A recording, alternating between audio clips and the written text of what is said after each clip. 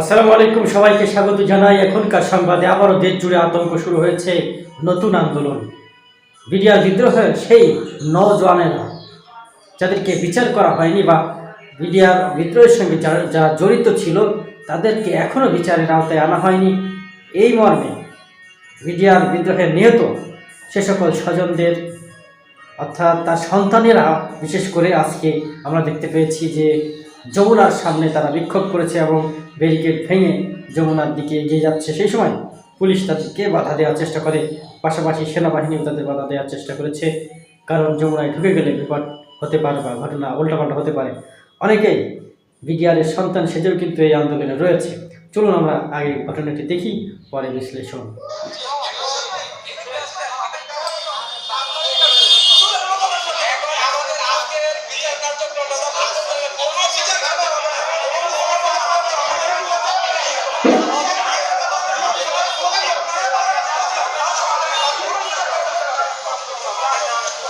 দেখতে পাচ্ছেন দর্শক,